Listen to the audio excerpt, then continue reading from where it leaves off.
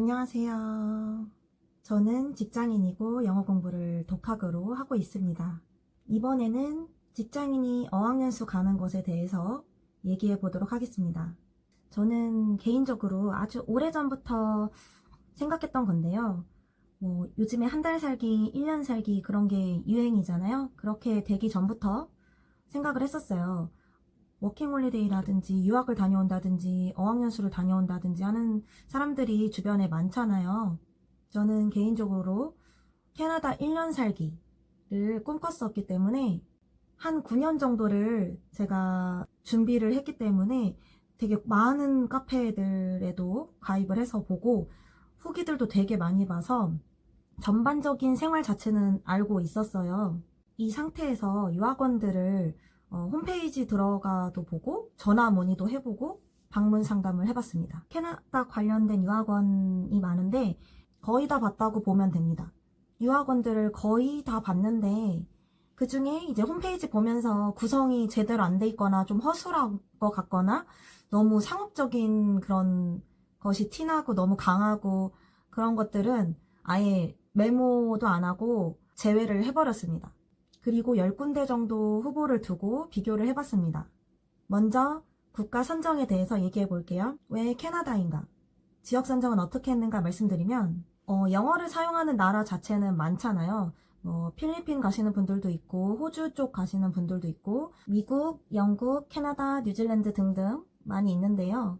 표준 영어라고 하기엔 그렇지만 미국이나 영국 같은 보편적인 영어를 사용하고 환경이 좋고 총기 소지 안 되고 그런 국가들이고 미국이나 캐나다 같은 경우는 이민자들이 만든 나라다 보니까 역사가 짧고 인종차별이 좀 덜하다고 알려져 있어요. 미국보다는 캐나다가 더 저렴하게 다녀올 수 있기 때문에 저는 그래서 캐나다를 골랐습니다.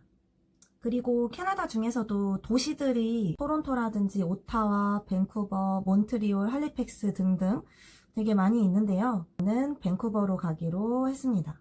도시를 선정하는데 고민하는 분들도 많아요. 이때 무조건 어디 도시가 좋다, 어디로 가라가 아니라 사람마다 다르게 고르셔야 되는데요.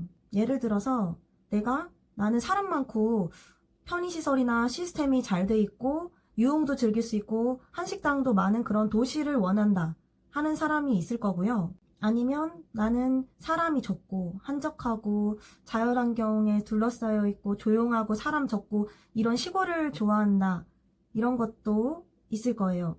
내가 어디에 해당하는지 생각해 보세요. 그리고 또 날씨를 생각해야겠죠.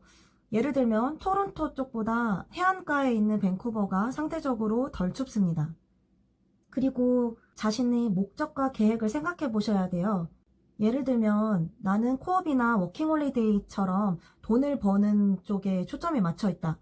그러면 일자리가 많거나 잘 구할 수 있는 그런 도시를 구하는 게 낫겠고, 돈을 버는 것보다는 어학원을 다니는 거, 영어 공부를 하는 거에 더 초점이 있다면 어학원 역사가 오래되고 시스템이 잘 돼 있는 그런 토론토라든지 밴쿠버 같은 그런 대도시들 중에 고르는 게 낫겠죠? 그리고 어학원들마다 있는 프로그램들이 달라요. 자기가 듣고 싶은 프로그램이 있어요. 근데 그게 토론토 점에만 있을 수도 있고 어떤 점에서만 진행할 수도 있습니다.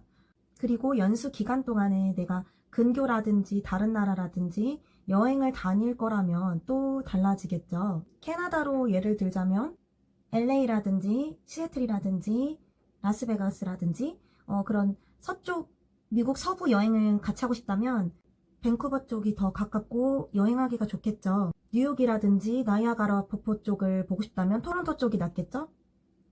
캐나다에 있는 퀘벡주를 보고 싶다면 몬트리올로 가면 되고요. 그리고 주변 환경도 생각하셔야 되는데요. 내가 있는 동안에 바다 쪽에 있고 싶은지, 등산할 수 있고 스키장이 있는 곳을 가고 싶은지, 호수를 가고 싶은지, 유명한 그런 공원을 가고 싶은지, 섬이 가까운 데 가고 싶은지 등등 그런 근교를 생각하시면 또 달라질 것 같아요. 한국인들이 주변에 좀 있으면 좋겠는지 없으면 좋겠는지 등등 환경에 따라 또 달라집니다. 제가 방문한 서울의 유학원 예시 영상들을 보고 오겠습니다. 보통 유학원들은 강남에 밀집해 있습니다. 방문하시게 되면 1시간 정도 해요. 대개는 1시간 정도 해주시는데 정보가 많이 없고 궁금한 게 많으신 분들은 2시간 이상씩 또 하십니다. 좀 더 열성적이고 적극적이신 상담해 주시는 분들은 묻지 않아도 가르쳐 주시는 분들은 2시간 정도 합니다.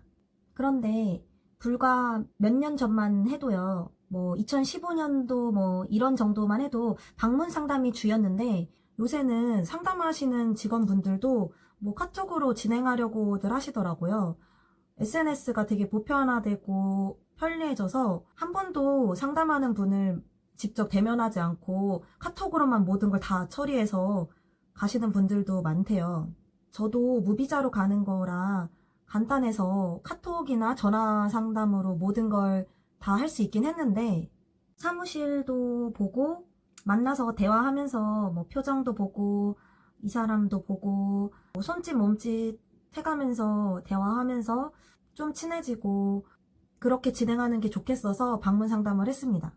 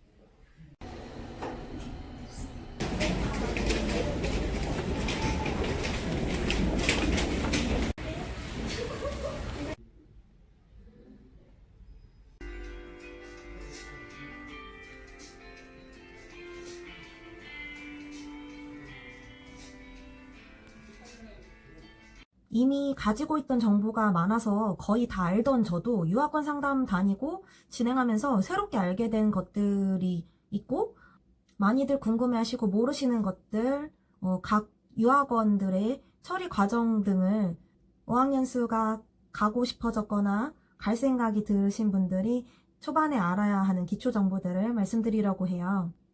해외에 가서 공부를 할 수 있는 그런 시스템들 중에는 워킹홀리데이, 유학, 어학연수, 코업 등등이 있는데 간단히 차이를 설명드리면 워킹홀리데이는 만 30세, 만 30살까지의 청년들이 해외에서 어학 공부도 할 수 있고 일해서 돈도 벌 수 있고 여행도 다닐 수 있도록 나라 간에 체결한 시스템입니다. 그래서 우리나라도 되게 다양한 국가들과 체결이 돼 있고요.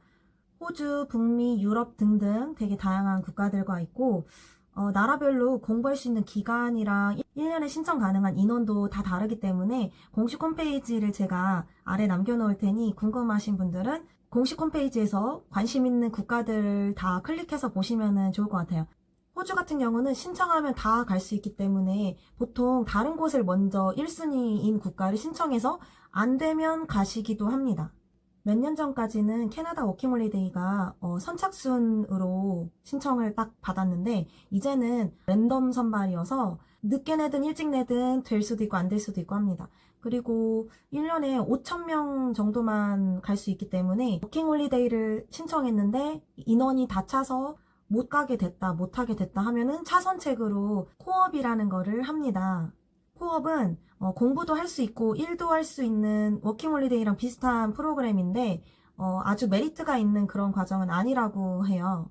그리고 유학이라는 거는 현지의 학교를 다니는 거예요. 그래서 초, 중, 고 학생들이 1년이라든지 3년이라든지 그 나라 학교를 다니게끔 그렇게 교육 보내시는 부모님들도 계시고 성인분들이 대학교, 현지에 있는 대학교를 다니고 최종 목표가 이민인 경우도 있습니다. 어학연수는 현지에 있는 영어학원, 어학원, 어학당을 다니는 건데요. 이때 무비자로 1년 이내에 다녀올 수도 있고 학생비자로 다녀올 수도 있습니다. 학생비자로 가려면 신체검사도 해야 되고 비자 발급 비용이 듭니다.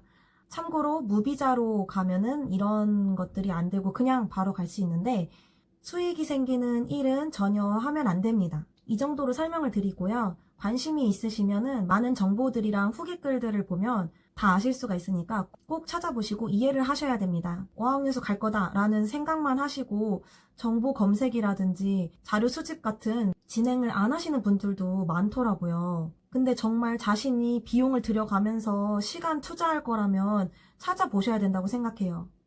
그리고 많이 알아보고 잘 알수록 더 저렴하게 갈 수가 있습니다. 몇 가지 다들 궁금해 하시는 것들에 대해서 말씀드릴게요. 자, 그럼 이때 어학원을 꼭 해야 되는가? 어학원을 통해서 꼭 가야 되는가? 유학원 없이 혼자서 가서 하셔도 돼요. 현지에 뭐 자기가 가서 어학원을 다니실 거라면 현지에 가서 내가 알아보고 청강 수업을 들어보고 고르셔도 됩니다. 그거는 직접 했을 때, 유학원을 거치지 않고 직접 가서 했을 때의 장점이에요. 그런데 유학원을 거치면 어학원 비용이, 현지에서 내가 공부하는 그 어학원 비용이 더 저렴해져요.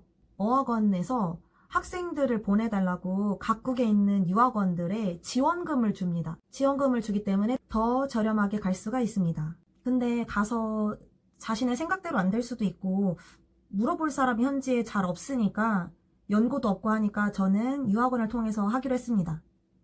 그리고 두 번째로 아셔야 되는 거는 유학원 이름이 한 개가 아니에요. 같은 유학원이라도 온라인 카페에 써있는 유학원 이름이랑 실제로 사무실에 가봤을 때 이름이 다르기도 하고, 캐나다, 호주, 미국, 영국 등등 나라별로 유학원 이름을 다르게 두기도 해요.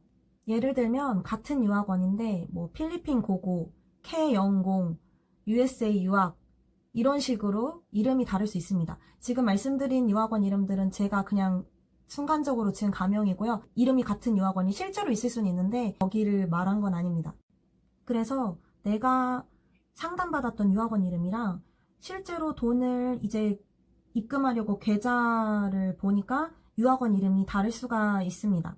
이거는 긴 시간 동안 운영을 하면서 여러 번 이름이 바뀌어서 그런 것도 있는 것 같아요. 저도 이 점을 발견하고서 좀 수상하고 의심이 되긴 하더라고요. 제가 한번 진행을 해보고 후기를 남기겠습니다. 그리고 어디 유학원이냐, 어디 유학원이 좋다가 아니라 담당자에 따라서 정말 다르더라고요.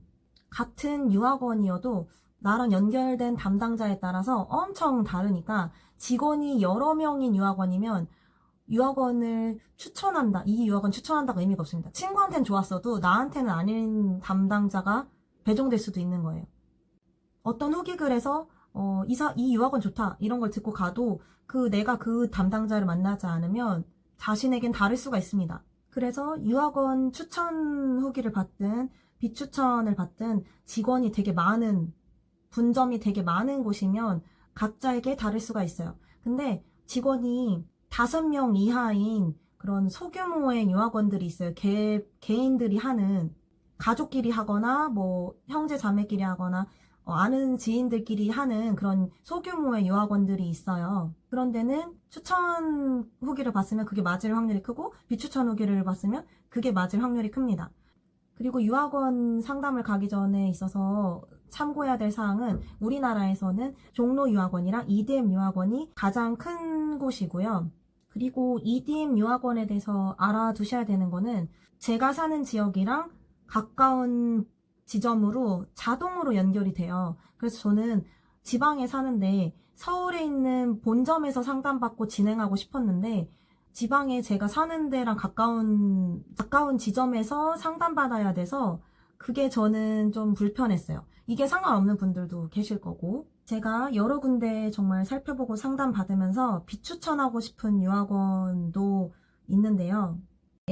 땡땡린이라는 곳은 상담을 요청했는데 한 질문에 답해 주시고서 그 뒤로는 읽고 무시하더라고요. 근데 이게 저한테만 그런 게 아니라 제가 정말 검색을 많이 해봤는데, 다른 블로그에서 어떤 성인분이 상담받은 후기를 봤는데 그분도 일십을 당했다고 하시는 걸 봐서는 자주 그러는 것 같아서 거기는 비추천입니다. 그리고 또 한 군데 유학 땡플이라는 곳도 비추천인데요. 그 이유는 모든 유학원들이 뭐 카톡이든 전화든 이제 가격을 물어보면 다 말해줬는데, 유학 땡플만 계속 방문을 직접 올 때까지 말해줄 수 없다라고 했습니다. 그리고 제가 특정 어학원을 물어봤는데 그런 곳이 있나요? 하고서 모르시는 거예요. 처음 들어봤다고. 제가 물어본 어학원을 모르는 유학원은 거기가 유일했어요. 그래서 그때 느낀 게 유학 땡플은 자기네들이 계약한 어학원으로만 학생들을 보내니까 그 외에 있는 어학원들을 모르는 것 같았어요. 비추천은 그렇게 크게 두 군데 드리고요. 그리고 세 번째로 현지 유학원에 대해서 설명해 보겠습니다. 한국에서 유학원을 안 하고 현지 유학원을 하시려고 하는 분들이 있는데 뭐 그렇게 해도 상관은 없어요. 근데 현지 유학원은 아무래도 한국에서 준비해야 되는 것들에 대해서는 같이 할 수가 없다는 그런 단점이 있고요.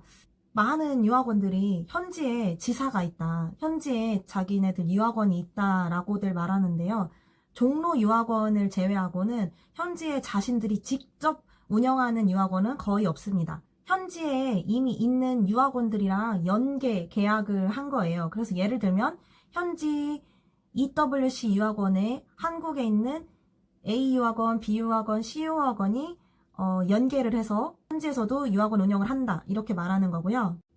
또 현재 메이플 유학원이라는 데가 있는데 거기랑 한국에 있는 D, E, F 유학원들이 연계를 했다, 뭐 이런 식입니다. 이거는 뭐 크게 문제가 되는 건 아닌데 직접 운영하는지 알고 계실 수가 있기 때문에 그거를 참고하셔야 돼요. 그러니까 현지에 있는 어떠한 유학원이 한국에 있는 여러 유학원들이랑 연계를 한 거니까 아무래도 거기를 가보면 섞여 있겠죠. 다른 여러 유학원에서 온 학생들이 섞여 있겠죠.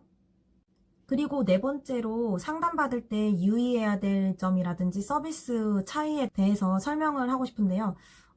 최대한 여러 군데를 상담받아 보셨으면 좋겠어요. 그럴수록 저렴하게 갈 수가 있습니다. 혜택은 거의 같은데요. 몇 군데 크고 오래된 유학원들은 그런 혜택을 자기네들만 주는 줄 알고 말하니까 그걸 참고하셔야 돼요. 모든 유학원이 다 비슷비슷하게 혜택을 주는데 아주 오래됐고 큰 곳들은 자기네들만 그렇게 주는 줄 알고, 신생 유학원들은 그렇게 혜택이 없는 줄 알고 그렇게 설명을 해주니까 그거는 알아서 그렇게 적용해서 들으시면 될 것 같아요. 혜택은 유심칩 제공이라든지 송금 수수료 면제를 해준다든지 이런 작은 자잘한 것만 좀 차이가 있고 다 비슷해요. 그리고 모든 유학원이 완전히 정말 친구 같고 가족 같고 이렇게 상업적인 면이 완전 0은 아닙니다. 없지는 않아요. 친절한 거는 대체로 다 친절하시고 말씀해 주시고 설명해 주시는 것들이 다 정확하고 다 사실이고 진실인 거는 아니에요.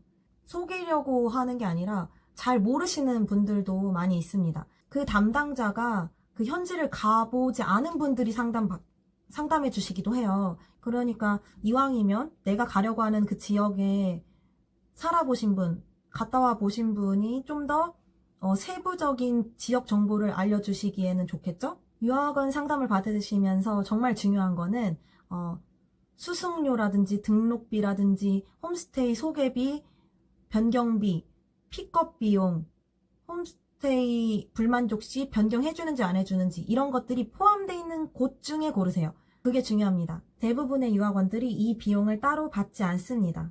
그러니까 내가 유학원에 내야 될 돈은 처음에 첫 교재비 포함해서 그 몇 주 동안 다니는 어학원 비용만 내시면 됩니다. 이 상태에서 항공권이라든지 유학생 보험, 전자 입국 등록인 ETA를 대신 해주실 수 있는데, 대신 해주시더라도 실제 발생한 그 금액만 내면 되고요. 대행 비용은 내지 않아요. 홈스테이 첫 달 비용은 받으시는 데도 있고 직접 주라고 하는 데도 있을 겁니다. 근데 직접 주는 곳이 대부분이에요. 제가 지금 말씀드린 거는 무비자, 관광비자, 방문비자로 가는 분들에게 해당되는 거고, 이때 학생비자라든지 워킹홀리데이 비자로 가는 분들은 비자를 대신 신청해주는, 대신 진행해주는 비용이 좀 추가적으로 들 수가 있어요. 저는 무비자로 가기 때문에 따로 그런 비용은 없었습니다. 이렇게 여러 가지 비자들 중에 자신에게 맞는 것으로 진행하시면 되는데, 저는 가서 현지에서는 일할 생각이 없고 영어 공부를 위주로 하고 싶었고, 학생 비자는 신체 검사라든지 비자 신청 비용이라든지 이런 게 더 드니까 저는 제가 돈 벌어서 제 돈 모아서 가는 거다 보니까 아무래도 부담스럽고 한 푼이라도 아끼고 싶어서 무비자로 갑니다. 무비자는 입국 심사에서 최대 6개월까지 딱 찍어주고요. 나중에 가서 처음에 받은 기간만큼 연장이 가능합니다. 그런데 연장해서 총 1년을 있더라도 어학원은 최대 6개월만 다닐 수가 있습니다. 관광 비자 연장은 유학원에서 해주는 게 불법으로 되어 있어서 현지에 돈 받고 그 일을 하는 분을 유학원에서 소개는 해줍니다. 변호사 같이 그쪽을 전문으로 일하는 분에게 하면은 비용이 10만 원이 넘어가요. 근데 이게 홈페이지를 통해서 개인이 신청할 수도 있는 걸로 압니다. 자, 이때 비자에 대해서 많이들 ETA가 관광비자로 알고 계신데 엄연하게는 ETA는 비자가 아니라 전자입국 등록 시스템이에요. 이 나라에 무비자로 몇 년간 들어올 수 있는 권한 같은 거예요. 캐나다 이민국 홈페이지에서 7불을 내고 신청하면은 5년 동안 유효합니다. 같은 시스템이 미국에도 있는데요. 미국은 ESTA라고 합니다. 외국인들은 에스타라고 하는데 캐나다보다 신청 비용이 좀 더 비싸고 2년 동안 유효합니다. 그래서 이 ETA가 5년 한 번 신청하면은 5년 동안 유효하지만 그럼 5년 동안 내가 무비자로 캐나다를 여러 번 왔다 갔다 들어갔다 나왔다 이렇게 할 수 있는 거지 5년 동안 내내 있어도 된다가 아닙니다. 무비자는 최대 6개월까지 있을 수가 있는 거고 연장이 가능한 겁니다. 학생 비자 같이 비자를 신청해서 오시는 분들은 ETA가 포함되어 있는 거라서 따로 신청하지 않으셔도 됩니다. 저는 정말 여러 군데 상담을 받아보고 지금은 유학원 결정을 한 상태고요. 아직 추천을 드릴 수는 없는 건 현지 가서도 케어가 잘 되는지 확인을 해봐야 되기 때문에 추천은 아직 못 드릴 것 같아요. 이 이후에 다른 정보들과 준비 과정을 들고 오겠습니다.